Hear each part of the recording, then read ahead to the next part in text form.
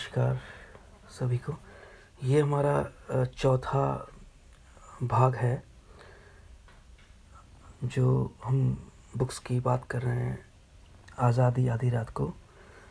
तो आगे बढ़ते हैं कि जब नाथूराम गोडसे ने गांधी जी को गोली मार दी, उसके बाद का जो घटित हुआ, जो इस बुक्स में लिखा है, वहाँ से आगे बढ़ते हैं। तो इसमें लिखा है कि यदि गांधी जी का हत्यारा कोई मुसलमान निकल आया तो पूरे भारत में जो भयानक खून खराबा होना सुनिश्चित था, उसे दृष्टि में रखते हुए ऑल इंडिया रेडियो के निदेशक ने एक असाधारण किंतु विवेकपूर्ण निर्णय लिया। निदेशक के अनुसार सभी कार्यक्रम ऐसे चलते रहे जैसे कुछ हुआ ही न हो। इस दौरान पुलिस एवं सेना के मुख्यालयों ने भारत में उपलब्ध एक एक कमांड को अत्यंत गंभीर आपातकाल स्थिति के लिए तैयार कर लिया। बिड़ला हाउस से पुलिस ने रेडियो स्टेशन को उस अवसर का सर्वाधिक नाजुक समाचार रिले किया। नाथूराम गोडसे ने न केवल हिंदू है, ब्राह्मण भी है। लगभग 6 बजे भारतीय जनता ने उस विनम्र व्यक्ति की मृत्यु का समाचार इन शब्दों में सुना जिसने कि देश को आज़ादी दिलाई थी। आज नई दिल्ली में शाम के 5:17 पर महात्मा गांधी की हत्या हो गई। रेडियो ने घोषित किया, उनका हत्यारा एक हिंदू है। महात्मा गांधी का शव तुरंत बिड़ला हाउस के भीतर ले जाया गया। जब तक लुई माउंटबेटन का आगमन हुआ, कमरा शोक संतप्त व्यक्तियों से भर चुका था। पंडित नेहरू सर्द चेहरे के साथ फर्श पर बैठे हुए थे। उनका सिर दीवार से टिका था और दोनों आंखों से आंसू बह रहे थे। थोड़े ही फासले पर बैठे थे सरदार पटेल, जैसे अभी अभी उन पर बिजली गिरी थी। उस व्यक्ति के शव पर से उनकी आंखें हट नहीं रही थी जिससे उन्होंने अभी घंटा भर पहले बातचीत की थी। सारे कमरों में सिसकियां दहक रही थी। शव को घेर कर बैठी स्त्रियां गीता पाठ कर रही थी। पास ही अनेक दिए जलाकर रख दिए गए थे जिनकी पीली उदास रोशनी से महात्मा के शव को मृदुता से ढक लिया था। धूप बत्तियों और अगर की सुगंध वायु में ठहर गई थी। मनु चुपचाप रोए जा रही थी। अपने लाडले बापू का सिर उसने गोद में ले रखा था। कल रात इसी सर पर उसने तेल की राहतपूर्ण मालिश की थी। वहीं सिर पर आज निर्जीव हो गया था। रोती मनु की हथेलियां धीरे धीरे उस सिर को दबा रही थी जिसमें से ना जाने कितने मौलिक विचार मानव जाति के कल्याण के लिए उदित होते रहे थे। इस पाती फ्रेम के चश्मे को किसी ने गांधी जी के चेहरे पर से उतार लिया था। वह चश्मा इस सीमा तक उनके व्यक्तित्व का हिस्सा बन चुका था कि उसके अभाव में माउंटबेटन उस प्रसिद्ध चेहरे को भी सहसा पहचान नहीं पाए। किसी ने उनके हाथ में गुलाब के फूल रखे। उन्होंने अत्यंत उदासी के साथ उन फूलों और पंखुड़ियों को शव पर बरसा दिया। उस श्रद्धांजलि के साथ एक विचार उनके मन में आया जिसे वह शीघ्र ही अपने एक मित्र के सामने व्यक्त करने वाले थे। महात्मा गांधी को उन्होंने स्वयं से कहा, इतिहास में वही जगह मिलेगी जो बुद्ध और ईसा को मिली। सिसकियों में डूबी भीड़ को पार करते हुए माउंटबेटन नेहरू और पटेल के पास पहुंचे। दोनों को कंधों पर हाथ रखते हुए उन्होंने कहा, मैं गांधी जी को कितना प्यार करने लगा था आप जानते हैं। आज उदासी के इस अवसर पर एक बात कहना चाहूँगा। पिछली बार जब मैं गांधी जी से मिला था तो आप दोनों को लेकर वो अत्यंत चिंतित थे। आप दोनों को उन्होंने अपने सबसे बड़े मित्र, सबसे बड़ा सहायक माना। जितना प्यार उन्होंने आप दोनों को दिया उतना दुनिया में किसी अन्य को नहीं। इसलिए आपके बीच जो मतभेद की दरारें पड़ी हुई हैं, उनकी पीड़ा सबसे ज़्यादा उन्हीं को हुई। माउंटबेटन ने जारी रखा, गांधी जी ने मुझसे कहा था, वो दोनों मुझसे ज़्यादा अब आपकी बात सुनते हैं। उनका मतभेद दूर करने के लिए आप जो भी कर सकते हो करिएगा। जाते जाते वो यह जिम्मेदारी मुझे सौंप गए हैं। यही उनकी आखिरी इच्छा थी। यदि उनकी स्मृति का अर्थ आप दोनों के लिए उतना ही है जितना कि अभी आपके दुखी चेहरे से लग रहा है, तो सारे मतभेद भूलकर एक दूसरे को बाहों में भर लीजिए। इन शब्दों ने दोनों नेताओं को एकदम द्रवित कर दिया। पीड़ा के उन क्षणों में दोनों ने एक दूसरे को बाहों में भर लिया। अब माउंटबेटन ने पटेल और नेहरू को सावधान करते हुए कहा, कल दिल्ली में ऐसी भीड़ एकत्र होगी जैसे भारत ने कभी ना देखी हो। देश में केवल एक संस्थान ऐसा है जो इस भीड़ को वश में रख सके और उसके बीच से शव यात्रा ले जा सके, सेना। दोनों भारतीयों नेता इन शब्दों से स्तब्ध रह गए। जिस व्यक्ति का जीवन ही अहिंसा को समर्पित था, उसकी शव यात्रा हिंसा के साक्षात प्रतीक सेना द्वारा संचालित की जाए, यह विचार उन्हें असहनीय लगा। किंतु उनके सामने यह स्पष्ट होते भी देर नहीं लगी कि माउंटबेटन ने जो कहा था उसके अलावा और कोई चारा भी नहीं था।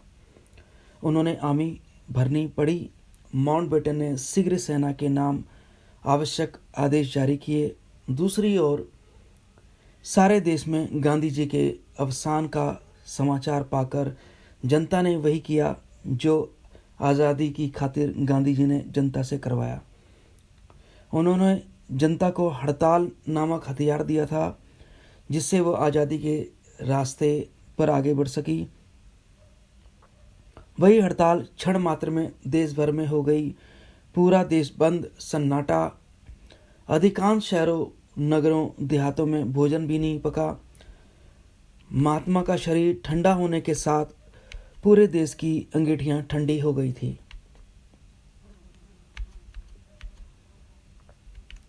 मुंबई शहर भूतहा हो गया। मलाबार हिल्स के खूबसूरत बंगलों में से लेकर परेल की झोपड़पट्टी तक लोग रोने लगे। कलकत्ता में ऐसा सन्नाटा छाया कि ढूंढने पर भी मनुष्य न मिले। पाकिस्तान में पीड़ा का समुद्र लहराने लगा। कुछ एक स्थलों में दंगे भी हुए। पूना में हिंदू राष्ट्र के प्रेस एवं कार्यालय की सुरक्षा के लिए पुलिस बुलानी पड़ी। करीब 1000 लोगों की भीड़ ने मुंबई के सावरकर सदन पर आक्रमण किया और पुलिस बीच में पड़ी। हिंदू महासभा और राष्ट्रीय स्वयंसेवक दल के दफ्तरों पर सारे देश में जनता ने हमला बोल दिया। फूलों से ढका गांधी जी का शव बिड़ला हाउस की दूसरी मंजिल की बालकोनी में जनता के दर्शनार्थ रख दिया गया। पंच तत्वों के प्रतीक 4 दिए उनके सिर के पास जल रहे थे, अग्नि, जल, वायु, पृथ्वी और प्रकाश। अपने खोए हुए महात्मा की तलाश में जनता उमड़ती चली आ रही थी। गांधी जी की ललकार पर जनता ने अंग्रेज़ों का मुकाबला किया था। गांधी के अंतिम दर्शनों के लिए वह सेना और पुलिस का मुकाबला कर रही थी। जनता की अश्रु डूबी कतारों का कोई छोर नहीं था। लोग उस बगीचे की घास तोड़ तोड़ कर स्मृति स्वरूप रखे ले रहे थे जहां महात्मा गांधी को गोली मारी गई। राष्ट्र को संबोधित करते हुए जवाहरलाल नेहरू जब ऑल इंडिया रेडियो के माइक्रोफोन पर आए तो उनकी आंखों में आंसू समा रहे थे। बापू चले गए। पूरा देश व प्यार से जिन्होंने बापू कहता था वो अब हमारे बीच नहीं हैं। हमारे जीवन से रोशनी चली गई, चारों तरफ अंधेरा है। मैंने अभी कहा कि रोशनी चली गई, यह सच होते हुए भी मैंने सच नहीं कहा, कारण वह जो रोशनी थी इस देश में चमकने वाली, वह रोशनी कोई मामूली रोशनी नहीं थी। हम उसे अब भी देख सकते हैं, सारी दुनिया देख सकती है। असंख्य मानव की वह रोशनी दिलासा दे रही है, देती रहेगी। उस रोशनी में केवल वर्तमान की जगमगाहट नहीं थी, उसने भी आगे उसमें वह क्षमता थी जो भूत और भविष्य को भी जगमग कर दे। उन्होंने हमें गलतियों से पीछे हटाया, उन्हीं के कारण हमने परम सत्य को पहचाना। उन्हीं के कारण यह प्राचीन देश गुलामी की बेड़ियों को तोड़ सका। सचमुच वह रोशनी पूरी दुनिया की थी जो उस दिन अचानक गुल हुई। दुनिया के कोने कोने से आघात और सहानुभूति के संदेश आने लगे। महायुद्ध के बाद कोई घटना नहीं घटी थी जिसने लंदन को उतना विचलित किया जितना गांधी जी के अवसान ने। इंग्लैंड से हजारों व्यक्तियों की श्रद्धांजलि आई जिन्होंने महामना सम्राट जॉर्ज सिस्टम, प्रधानमंत्री एटली और गांधी जी के पुराने शत्रु विंस्टन चर्चिल की श्रद्धांजलियां शामिल थी। नाटककार जॉर्ज बर्नार्ड शॉ ने, जिनसे गांधी जी की मुलाकात 1931 में हुई थी, अपने अविस्मरणीय शोक संदेश में कहा, उनकी हत्या से पता चलता है कि अच्छा होना कितना खतरनाक है। वाशिंगटन में प्रेसिडेंट हैरी ट्रूमैन ने घोषित किया, भारत के साथ पूरा विश्व शोक में डूब गया है। जवाहरलाल नेहरू की बहन श्रीमती विजयलक्ष्मी पंडित ने मॉस्को में नए उद्घाटित भारतीय दूतावास में उस रजिस्टर को निरंतर खुला रखा जिसमें शोक संदेश लिखा जा सकता था, किंतु जोसेफ स्टालिन के विदेश कार्यालय के एक भी सदस्य ने वहाँ कुछ भी दर्ज करना आवश्यक न समझा। मौत के वक्त बहस की कोई संभावना नहीं होती। गांधी जी के सबसे बड़े राजनीतिक प्रतिद्वंदी मोहम्मद अली जिन्ना ने अपने शोक संदेश में लिखा, वह हिंदू समाज के महानतम व्यक्तियों में से एक थे। संदेश भेजने से पहले जिन्ना के एक सहयोगी ने उनका ध्यान आकर्षित किया कि गांधी जी की उपलब्धियां केवल हिंदू समाज तक सीमित नहीं थी, किंतु जिन्ना सहमत न हुए। केवल एक पखवाड़ा पहले गांधी जी ने मुसलमानों को जीवन बचाने और पाकिस्तान का दिवालियापन दूर करने के लिए अपनी जान खतरे में डाली थी। इसके बावजूद कायदा-ए-आज़म द्रवित होने को प्रस्तुत नहीं थे। नहीं, जिन्ना बोले, अब नहीं, वो नहीं थे जो मैंने कहा एक महान हिंदू। जैसा कि स्वाभाविक और अपेक्षित था, सर्वश्रेष्ठ श्रद्धांजलियां स्वयं भारतीयों की तरफ से आई। उनमें भी जो श्रद्धांजलि सर्वोच्च थी वो हिंदुस्तान स्टैंडर्ड के संपादकीय पृष्ठ पर प्रकट हुई। पूरा पृष्ठ कोरा छोड़ दिया गया था जिस पर काला बॉर्डर लगा था। बीच में केवल एक पैराग्राफ था, बड़े अक्षरों में छपा था, जिन भारतीयों पर गांधी जी ने अपना जीवन न्यौछावर कर दिया, उन्हीं में से एक ने उनका जीवन ले लिया है। सलीब पर एक और ईसा के चढ़ जाने की यह घटना विश्व के इतिहास में शुक्रवार के दिन घटी है। इसी दिन ईसा मसीह को भी 1915 साल पहले मौत के घाट उतारा गया था। ओ पिता, हमें क्षमा करना।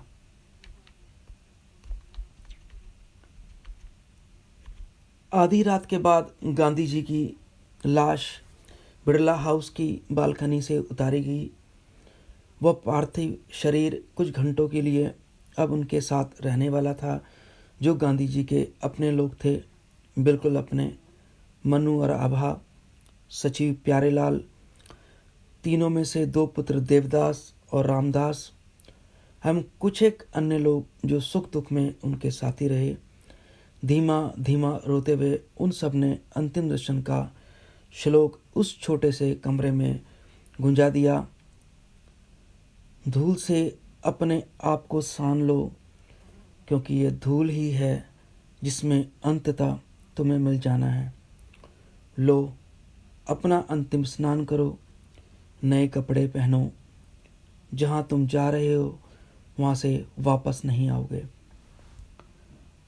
सूर्योदय होते ही जनता के दर्शनार्थ लाश एक बार फिर लकड़ी की चौकी पर रखकर बिड़ला हाउस की बालकनी में फूलों के बीच प्रदर्शित की गई।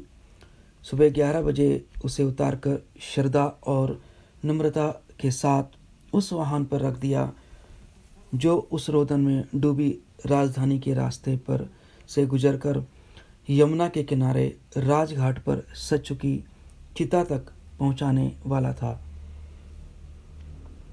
वह एक सशस्त्र वाहक डॉज गाड़ी थी।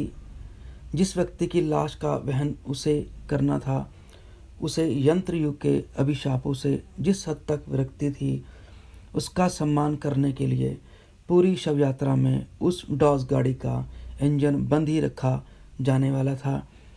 उसके बम्पर के साथ 4 रस्से बांध दिए गए थे, जिन्हें 250 भारतीय नागरिकों, सैनिकों, नौसैनिकों और वायु सैनिकों द्वारा खींचा जाना था। मानव शक्ति ही उस मानवता के पुजारी को उसकी अंतिम यात्रा पर ले जाने वाली थी। जवाहरलाल नेहरू की आंखों से अश्रु रुक नहीं रहे थे। आंखें रो रो कर लाल हो चुकी थी। सरदार पटेल अभी तक अपनी स्तब्धता से मुक्त नहीं हुए थे। उन दोनों ने आभा और मनु के साथ मिलकर शव विदाई का अंतिम कार्य संपन्न किया। शव पर उन्होंने लाल और सफ़ेद कपड़े की 2 पट्टियां रखी, जो इस सांकेतिक अर्थ में थी कि जाने वाला अपने जीवन को पूरी तरह भोग कर जा रहा है और अनंत में मिल जाने की उसकी यह यात्रा सानंद प्रारंभ हो रही है। फिर उन्होंने गरीबी और देश भक्ति के उस मसीहा की वह पोशाक पहनाई जो उसके लिए उस अवसर पर निसंदेह सर्वश्रेष्ठ थी। उन्होंने महात्मा गांधी के नन्हे से शव को तिरंगे से ढांक दिया। मनुष्य द्वारा खींचा जा रहा वह वाहन बिड़ला हाउस के गेट से बाहर निकला, जहां मनुष्य का एक विशाल समुद्र बिलखता हुआ खड़ा था। वह समुद्र थोड़ी थोड़ी जगह देता गया। वाहन समुद्र के अंदर आता गया। वाहन के आगे आगे चल रही थी 4 बख्तरबंद गाड़ियां और गवर्नर जनरल के अंगरक्षकों की टुकड़ी। मंत्री और कुली, महाराजा और अछूत गवर्नर, पर्दनशील मुसलमान महिलाएं, प्रत्येक जाति एवं धर्म के प्रतिनिधि, तरह तरह के रंगों और त्वचा के लोगों उस क्षण अद्भुत एकता की डोर से बंध गए थे, क्योंकि उन सब के सीने में एक जैसा दर्द था। वो सब के पीछे पीछे चलने लगे। राजघाट तक 5 मील लंबे उस पूरे रास्ते पर गुलाब एवं अन्य फूलों की पंखुड़ियाँ बिखेर दी गई थी। समूचे रास्ते के दाएं बाएं इंच इंच जगह पर लोग खड़े थे और अपने बापू पर अंतिम बार फूल निचवार करने के लिए वृक्ष पर लदे खिड़कियों से झांकते, छतों पर चढ़े, खंभों से लटकते हुए लोग या तो रो रहे थे या रोना रोकने की अर्ध सफल चेष्टा कर रहे थे। सवाहिनी के चारों ओर लोगों की ऐसी भीड़ घिर आई थी कि जनता का वह आलिंगन ताले की तरह कस गया था। शव वहानी इंच इंच करके ही खिसक पा रही थी और उस खिसकने का एकाक पत्ता भी नहीं चलता था। 5 मील का वह रास्ता 5 घंटों में पार हुआ। लाखों का वो कारवां सुबह से दोपहर तक, दोपहर से शाम के 4 बजे तक निरंतर चलता रहा। यमुना किनारे राजघाट पर कम से कम 10 लाख लोग और मौजूद थे। लाइफ पत्रिका की फोटोग्राफर मार्गरेट बर्क वाइट के एकाएक महसूस किया कि अपने लाइका लेंस से जिस भीड़ को वह अंकित करने जा रही है वह इस धरती पर जुड़ी हुई अब तक की सबसे बड़ी भीड़ है।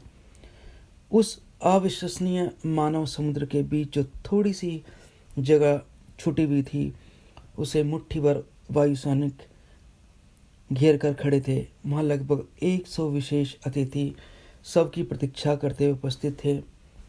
सजी हुई चिता के पास ही खड़े थे लुई माउंटबेटन। उन्होंने अपनी सिर नौसेना अधिकारियों की सफ़ेद कैप से ढक रखा था। आखिर जब गांधी जी के सामने शव वाहनी से उतरकर भीड़ के सिरों के ऊपर से चिता की ओर बढ़ना शुरू किया तो उस मानव समुद्र में अकलाहट की आग सी लग गई। भीड़ में एक ऐसा रेला आया जिस पर काबू रखना किसी तरह से संभव नहीं था। माउंटबेटन के स्टाफ के एक सदस्य मेजर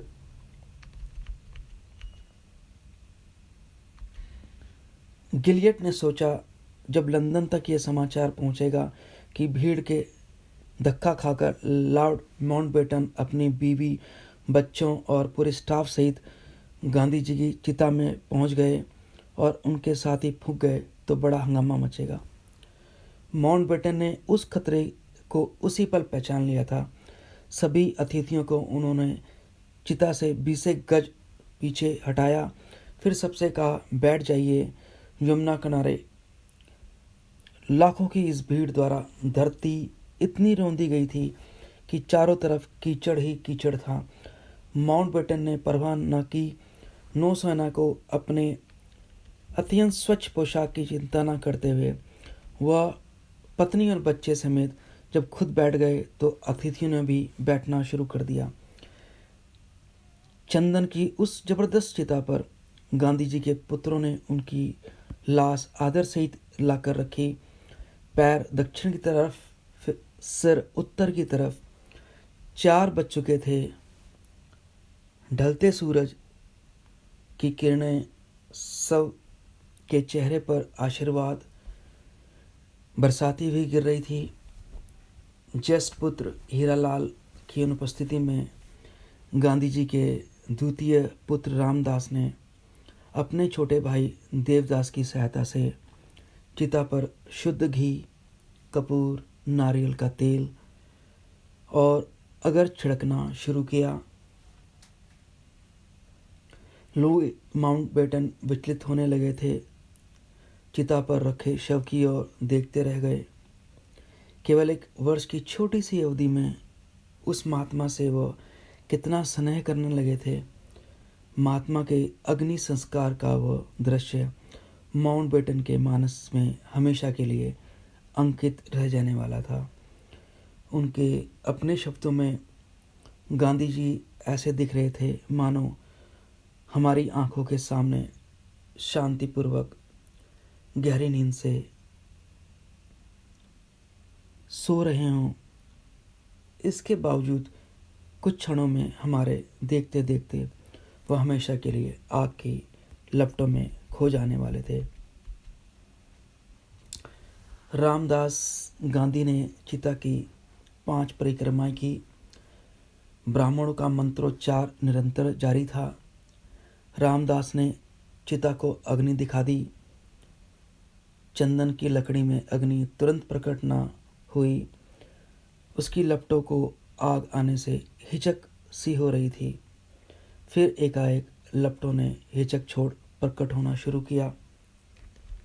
प्राचीन वैदिक प्रार्थनाएं चिता के चारों ओर सिर रही थी। मेरा मार्गदर्शन करो, असत्य से सत्य की ओर, अंधकार से प्रकाश की ओर, मृत्यु से अमृतत्व की ओर। मानव समुद्र ने जब चिता में से धुआं उठता देखा तो पूरा समुद्र में अचानक आगे बढ़ना चाहा। पामेला माउंटबेटन ने घूमकर पीछे देखा। अनेकानेक स्त्रियां दीवानों की तरह छाती पीट रही थी, रो रही थी, बाल नोचते हुए, कपड़े फाड़ते हुए। उन स्त्रियों ने चिता की दिशा में दौड़ने की कोशिश की। वह गांधी जी के साथ सती हो जाना चाहती थी। उनकी अकुलाहट ने पूरी भीड़ में फिर से जबरदस्त रेला पैदा कर दिया। पुलिस वालों ने उन उन्मादित स्त्रियों को बड़ी मुश्किल से वश में किया। चिता की लपटें घी का उत्प्रेरण पाकर अचानक विस्फोटक ढंग से प्रकट हुई और बड़ी ऊंचाइयों तक उठने लगी। लाखों की इस भीड़ ने हृदय विदारक चित्कार किया, जिसने यमुना के किनारे को दूर दूर तक झकझोर दिया। महात्मा गांधी अमर हो गए। चिता के अंगारे सारी रात दहकते रहे।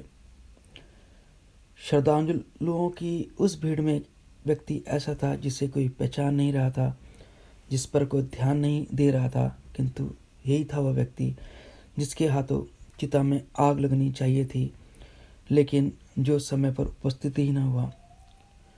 महात्मा गांधी का ज्येष्ठ पुत्र हरिलाल, घोर शराबी और क्षय का मरीज, अब आया था राख, धुएं और अंगारों के दर्शनार्थ। एक और व्यक्ति वहां सारी रात बैठा रहा। उसका सुंदर चेहरा पीड़ा से विकृत ही हो गया था। उन लपटों और अंगारों के उस व्यक्ति के गुरु की, धर्मपिता का, सलाहकार का, मित्र का, परम पूज्य पुरखे का भक्षण कर लिया था। उस चिता ने जवाहरलाल नेहरू के जीवन का एक युग समाप्त कर दिया था। बापू ने लावारिस साथ छोड़कर चले गए थे। सूर्य की पहली किरण फूटने के साथ अभी तक दहकते अंगारों पर जवाहरलाल नेहरू ने गुलाब की फूल चढ़ाए और भराए कंठ से कहा, बापू, इन फूलों को स्वीकार कीजिए। आज कम से कम ये अंगारे तो हैं, वो राख तो है जिन पर मैं फूल चढ़ा सकता हूँ। जब कुछ भी ना होगा, मैं कहाँ जाऊँगा फूल चढ़ाने।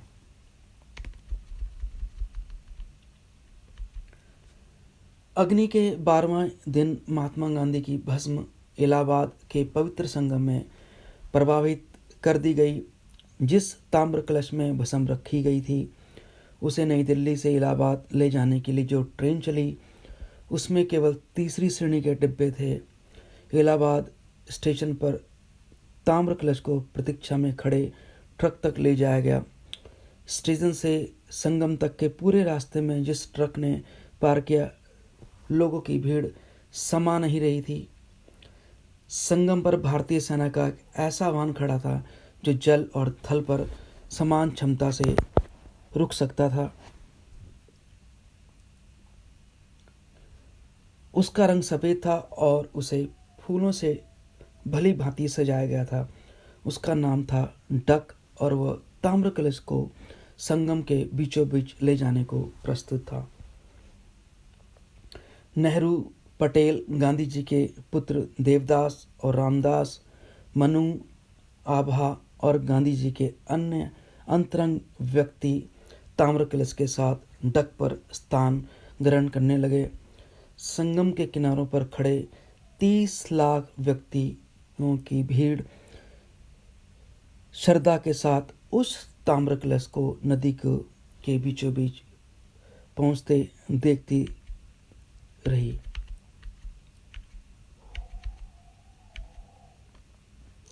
श्लोक के समापन पर रामदास ने झुककर ताम्र कलश का मिश्रण धीरे धीरे संगम में प्रवाहित करना शुरू किया।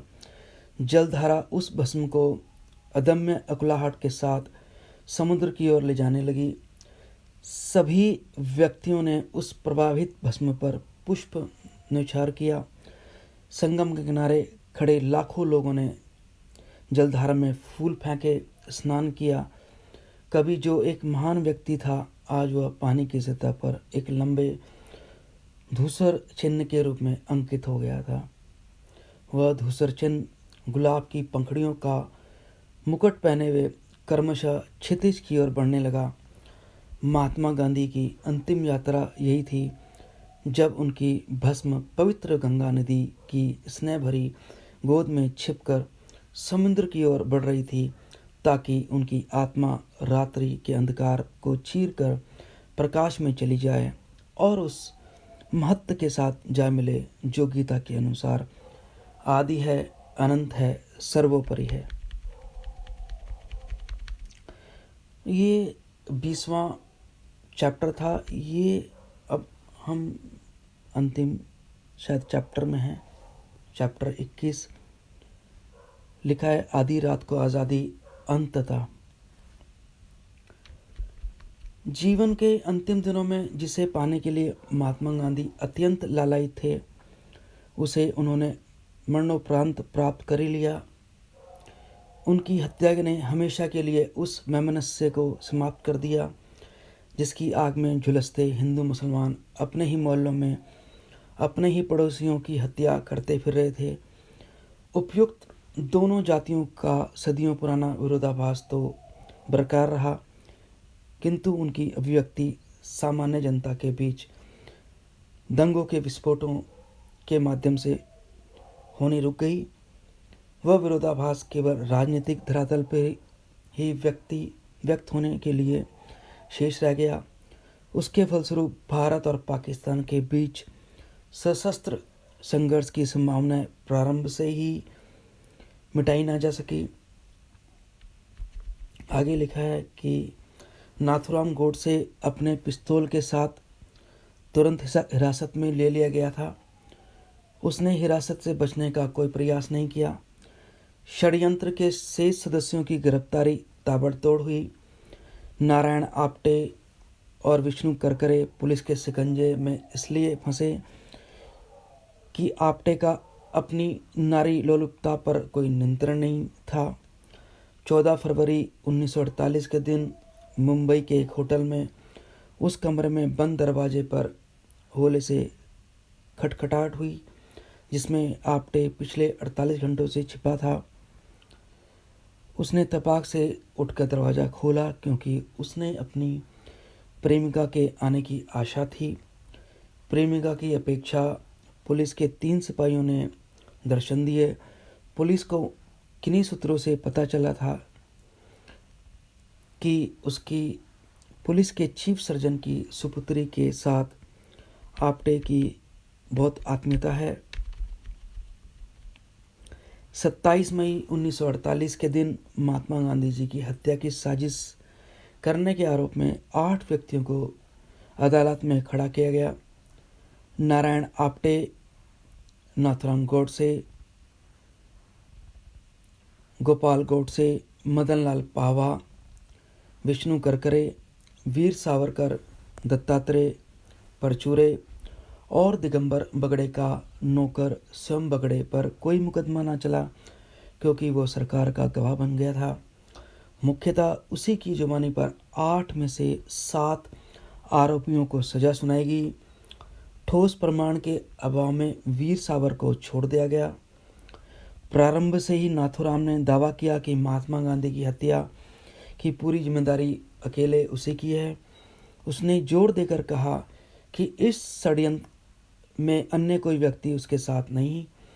नाथुराम ने कभी उस कार्रवाई के लिए आवेदन नहीं किया जो उसकी जान बचाने का एकमात्र संभावित उपाय था, मानसिक जांच। नाथुराम गोडसे, नारायण आप्टे दोनों को फांसी की सजा सुनाई गई। आप्टे को इस आधार पर कि ग्वालियर में जब हत्या का पिस्तौल प्राप्त किया गया तब वह वहां उपस्थित था। शेष 5 आरोपियों को न्यायाधीश ने उम्र कैद की सजा दी। बाद में अपीलीय अदालत में परचूरे ने यह सजा पलटवा दी और बगड़े के नौकर ने भी। 15 नवंबर 1949 के दिन नारायण आप्टे और नाथुराम गोडसे को अम्बाला जेल की उनकी कोठरियों से निकाला गया ताकि उन्हें फांसी के फंदे तक ले जाया जा सके, जहां उन्हें गर्दन से तब तक लटकाया जाना था जब तक जान न निकल जाए।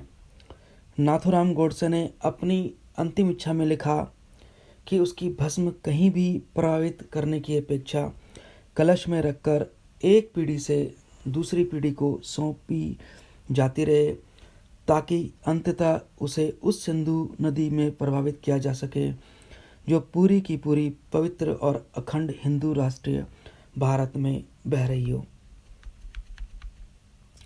वीर सावरकर का अवसान सावरकर सदन में 83 वर्ष की उम्र में सन 1966 में दत्तात्रेय परचूरे सजा पलटवा कर वापस ग्वालियर आ गया ताकि सर्दी जुकाम की अपनी सुप्रसिद्ध दवा शीतोपलादी के वितरण द्वारा अपने नाम को रोशन करता रहे। वह आज भी ग्वालियर में है और यही कार्य कर रहा है।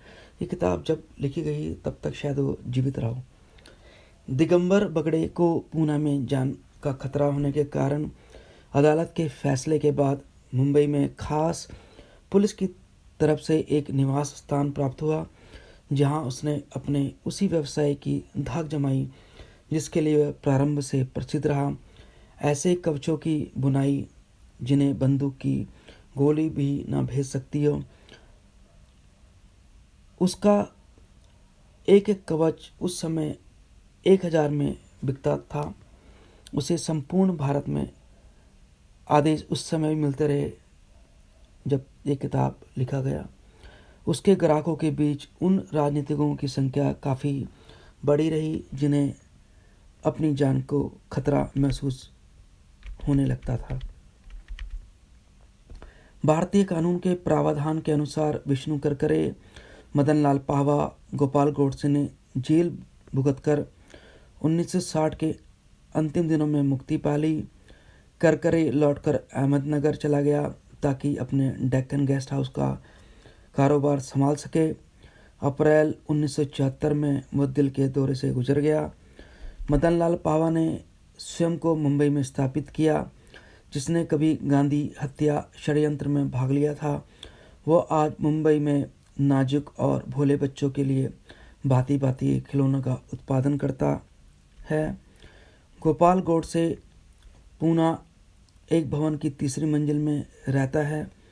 उसके कमरे में एक ज़बरदस्त नक्शा लगा हुआ है, अखंड भारत का नक्शा। साल में एक बार 15 नवंबर के दिन जब उसके बड़े भाई को फांसी दी गई, उस कमरे में नाथुराम की भस्म का कलश उसी नक्शे के सामने लाकर रखा जाता है। शहीद नाथुराम गोडसे की स्मृति में पूना के अनेक उग्र हिंदू राष्ट्रवादी वहाँ एकत्रित होते हैं। कोई पश्चाताप नहीं, दुख नहीं, आघात नहीं। नाथुराम गोडसे के अपराध को देश हित में किया गया बलिदान मानकर वे सब उस शहीद की आत्मा की शांति के लिए भजन कीर्तन करते हैं और सामूहिक शपथ लेते हैं कि खंडित हो चुके देश को पुनः अखंड रूप देने, दिव्य हिंदू साम्राज्य की स्थापना करने के लिए वो अपना तन मन धन न्योछावर करने से कभी पीछे नहीं हटेंगे। गवर्नर जनरल का पद स्वीकार करते हुए लुई माउंटबेटन ने जो स्पष्ट कर दिया था, उसके अनुसार जून 1948 में वो भारत के प्रथम गवर्नर जनरल के कार्यभार से मुक्त होकर इस देश से चले गए सपरिवार। मोहम्मद अली जिन्ना के फेफड़ों में जो घातक बीमारी घर कर गई थी, उसने 11 सितंबर 1948 के दिन कराची में उनका जीवन ले लिया। अपने सबसे बड़े राजनीतिक शत्रु की हत्या के बाद जिन्ना मुश्किल से 8 मास जी सके। वो कराची में पैदा हुए थे, उनकी कब्र भी वहीं बनी। उसके बाद कई शासक जल्दी जल्दी आते और जाते रहे। सभी की सबसे बड़ी कमजोरी थी भ्रष्टाचार। फील्ड मार्शल अयूब खान ने आखिर 1958 में सैनिक क्रांति करके सत्ता हथिया ली। इसके साथ पाकिस्तान में लोकतांत्रिक शासन प्रणाली समाप्त हुई और तानाशाही सामने आई। अयूब खान ने 10 साल तक सैनिक ढंग से शासन चलाया, निसंदेह प्रभावशाली था। उन्हें भी गद्दी से उतारने के लिए एक और सैनिक क्रांति हुई। 1971 में पूर्वी पाकिस्तान असंतुष्ट होकर पश्चिम पाकिस्तान से जुदा हो गया। उसने स्वयं को बांग्लादेश कहकर पुकारा। बांग्लादेश के युद्ध ने लुई माउंटबेटन की उस भविष्यवाणी को सच कर दिखाया जब उन्होंने कहा था, 2 सिरों वाला पाकिस्तान चौथाई शताब्दी से ज़्यादा नहीं टिकेगा। बांग्लादेश के आज़ाद होते ही पाकिस्तान से तानाशाही समाप्त हुई और प्रजातंत्र के हिमायती जुल्फ़िकार अली भुट्टो के हाथ में शासन आ गया। बांग्लादेश की आज़ादी के फलस्वरूप पाकिस्तान एक ही सिर वाला देश रह गया, जो उसकी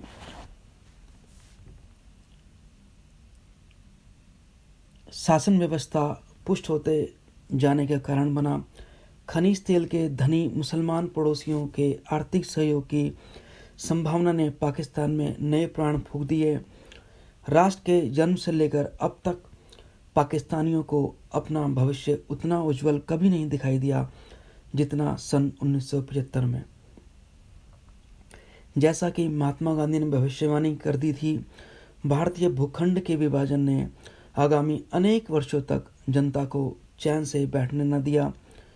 एक ही गर्भ की संतानें होने के बावजूद भारत और पाकिस्तान की सेनाओं में 2 बार भारी सशस्त्र संघर्ष हुआ, पहले तो 1965 और फिर 1971 में।